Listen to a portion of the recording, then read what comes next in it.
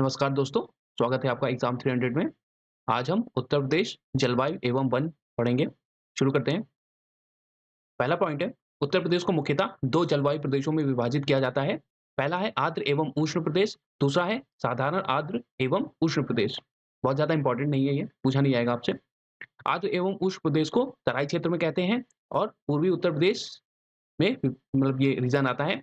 दूसरा है साधारण आर्द्र एवं उष्ण प्रदेश, इसके अंतर्गत मैदानी क्षेत्र आता है, जहाँ पे वार्षिक वर्षा कितनी होती है 80 से 100 और तराई वाले में होती है 100 से 120। पश्चिमी मैदानी क्षेत्र और बुंदेलखंड के पठारों और पहाड़ी प्रदेशों में वर्षा की मात्रा से भी कम पाई जाती है।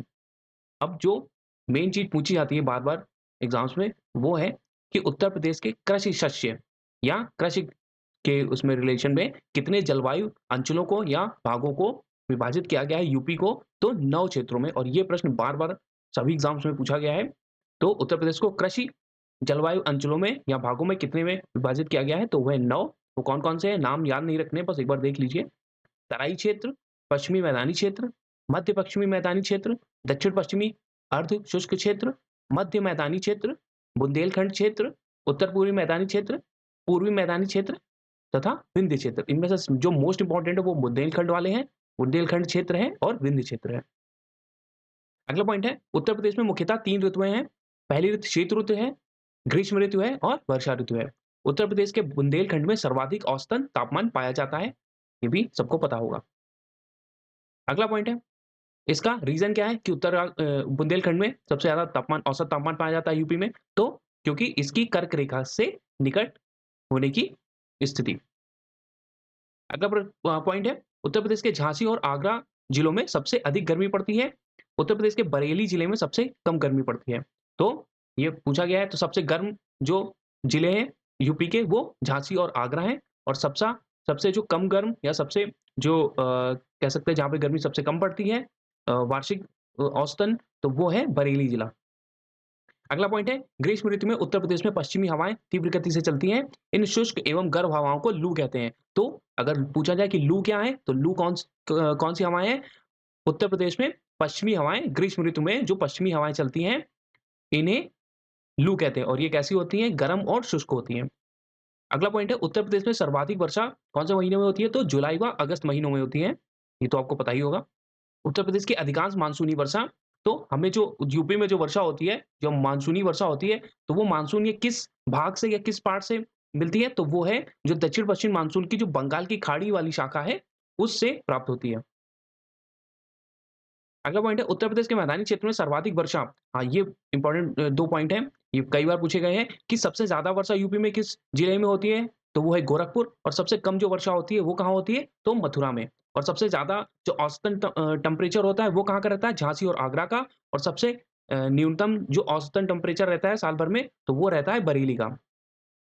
एक बार फिर से देख लेते हैं, सबसे ज़्यादा वर्षा जो होती है औसतन, वो है गोरखपुर में सबसे ज़्यादा बारिश होती है यूपी में, और सबसे कम वर्षा जो होती है वो मथुरा में होती है, और यहाँ से सांसद हैं हेमा मालिनी जी।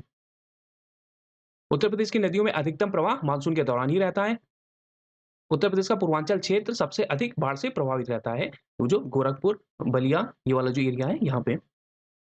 उत्तर प्रदेश की प्रथम वन नीति वर्ष 1952 में तथा द्वितीय वन नीति 1988 में घोषित की गई है। ये कई बार प्रश्न पूछा गया है कि उत्तर प्रदेश की प्रथम वन नीति कब लागू की गई थी? तो प्रथम वन नीति उत्तर प्रदेश में 1952 में लागू करी गई थी। और अब जो पूछते हैं कि जो वर्तमान जो वन नीति है उत्तर प्रदेश की, वो कब लागू की गई थी? तो वर्तमान वाली लागू की गई थी 2017 में। तो सबसे पहली कब वन नीति लागू करी गई थी? 1952 में। और जो वर्तमान में चल रही है वो कौन-सी है? वो है वन नीति 2017। उत्तर प्रदेश वन निगम की स्थापना कब हुई? तो 25 नवंबर 1974 को। कई बार आजकल ये पूछे जा रहे हैं, जो भी सरकारी निगम है या सरकारी संस्थान है, उनका स्थापना वर्ष पूछ रहे हैं। आगे देखते हैं, उत्तर प्रदेश में मुख्यतः 3 प्रकार के वन पाए जाते हैं। तो कितने प्रकार के वन पाए जाते हैं उत्तर प्रदेश में? 3 प्रकार के। पहला है उष्णकटिबंधीय नर्म पर्णपाती वन, दूसरा है उष्णकटिबंधीय शुष्क पर्णपाती वन, एवं तीसरा है उष्णकटिबंधीय कटीली झाड़ियाँ। तो उष्णकटिबंधीय, क्योंकि जो हमारा यूपी का एरिया है ये उष्णकटिबंधीय में आता है, तो पहले हो गए मतलब उष्णकटिबंधीय, तो सब में कॉमन हो गया। तो नम पर्णपाती वन, शुष्क पर्णपाती वन और उष्णकटिबंधीय कटीली झाड़ियाँ। उत्तर प्रदेश में उष्णकटिबंधीय नम पर्णपाती वन कहाँ पाए जाएँगे? तो नम पर्णपाती वन उसी जगह पाए जाएँगे जहाँ जहाँ पानी की मात्रा ज़्यादा होगी। तो कौन-सा एरिया है? तराई व भाबर का क्षेत्र। और कटीली झाड़ियाँ कहाँ पाई जाएँगी? जहाँ पानी का जो वो है वर्षा कम होगी, पानी कम होगा और जो टेम्परेचर है वो ज़्यादा होगा। तो ये आपका आगरा हो गया, मथुरा हो गया, बुंदेलखंड वाला रीजन होगा यहाँ पे। विरोजा एवं तारपीन के तेल की प्राप्ति कहाँ से मिलती है? तो हमें चीड़ के वृक्ष से मिलती है, जिसे पाइन ट्री कहते हैं। तो चीड़ का वृक्ष या जिसे पाइन ट्री कहते हैं, उससे हमें टर्पेंटिन ऑयल या हिंदी में जिसे तारपीन का तेल कहते हैं, वो मिलता है। तो तारपीन का तेल किससे मिलता है? चीड़ वृक्ष से। और कत्था, ये प्रश्न पूछा गया है, शायद आरओ-आरओ में ही पूछा गया था कि कत्था किस वृक्ष से मिलता है? तो कत्था की प्राप्ति होती है हमें खैर वृक्ष से और वृक्ष का नाम है खैर। बेंत एवं बाँस का उपयोग मुख्यतः कागज़ उद्योग में कच्चे माल के रूप में किया जाता है और सहारनपुर में शायद ये कागज़ उद्योग है। हाँ, सहारनपुर कागज़ उद्योग के लिए फ़ेमस है। अगला पॉइंट है बीड़ी बनाने हेतु तेंदू वृक्ष के पत्तों का उपयोग किया जाता है। तो ये भी प्रश्न पूछा गया जैसे कत्था किससे मिलता है, किस पेड़ से मिलता है? तो खैर के पेड़ से मिलता है। उसी तरह जिस जो बीड़ी बनाने वाला पत्ता होता है वो किससे मिलता है? तो तेंदू के वृक्ष से मिलता है या तेंदू के पत्तों का उपयोग किया जाता है बीड़ी बनाने में। अब कुछ मेडिसिनल जो प्रॉपर्टीज़ वाले जो पेड़ पाए जाते हैं यूपी में वो देख लेते हैं। तो तराई क्षेत्र में पाया जाता है Rauvolfia serpentina, Viola serpens, Podophyllum, hexandrum hexandrum पूछा गया है, एफेड्रा, जेरार्डियाना, ये सारे औषधि वन पाए जाते हैं।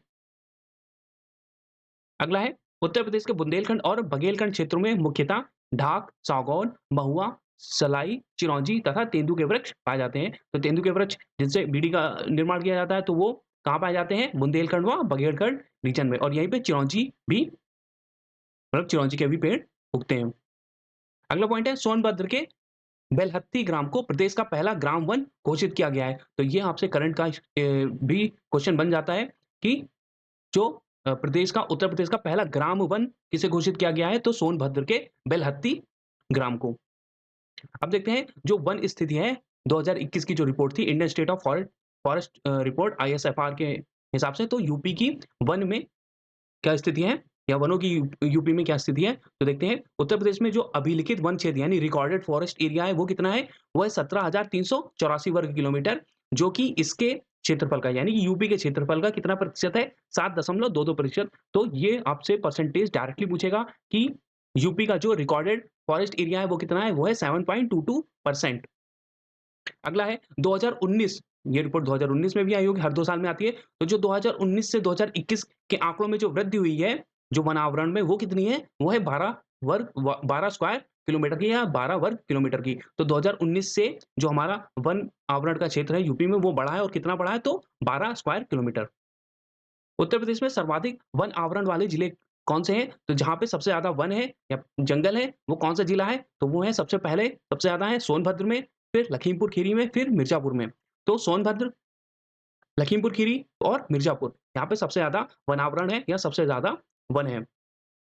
अगला पॉइंट है न्यूनतम वनावरण वाले क्षेत्र कौन से हैं? तो सबसे कम संत रविदास नगर में, फिर मऊ में और फिर मैनपुरी में। तो सर्वाधिक सबसे ज़्यादा वन कहाँ पे है या वनावरण किस जिले में है? तो सोनभद्र है, फिर लखीमपुर खीरी, फिर मिर्ज़ापुर और न्यूनतम में तो सबसे कम संत रविदास नगर, फिर मऊ में और फिर मैनपुरी में। अब सर्वाधिक वनावरण प्रतिशत वाले जिले, अभी जो ऊपर वाला पॉइंट है सर्वाधिक वनावरण वो एरिया वाइज़ है और ये क्या है सर्वाधिक प्रतिशत वाइज़ मतलब परसेंटेज वाइज़ कहाँ पे ज़्यादा है। तो परसेंटेज वाइज़ में भी सोनभद्र और एरिया वाइज़ भी सोनभद्र। तो दोनों के लिए ये इम्पोर्टेंट हो गया मतलब ये याद करना आसान हो गया कि सर्वाधिक जो एरिया वाइज़ वनावरण कहाँ का है सबसे ज़्यादा सोनभद्र का और एरिया वाइज़ भी सोनभद्र ही है। बट यहाँ पे सेकंड नंबर पे चंदौली आ जाता है और तीसरे नंबर पे पीलीभीत आ जाता है। जबकि एरिया वाइज़ में सोनभद्र है और लखीमपुर खीरी क्योंकि सबसे बड़ी डिस्ट्रिक्ट है सबसे बड़ा जिला है यूपी का, इसलिए ये दूसरे नंबर पे है और तीसरे नंबर पे है मिर्ज़ापुर और परसेंटेज में सोनभद्र, चंदौली तथा पीलीभीत। अब उसी तरीके से सबसे जो न्यूनतम प्रतिशत वाले जिले हैं वन आवरण के वो भी देख लेते हैं। तो जैसे उसमें सोनभद्र सबसे ऊपर था एरिया में और परसेंटेज दोनों में इसी तरीके से जो परसेंटेज मिनिमम में है वो भी सबसे कम संत रविदास नगर में है और एरिया वाइज़ भी संत रविदास नगर है। उसके बाद आ जाता है मैनपुरी और देवरिया।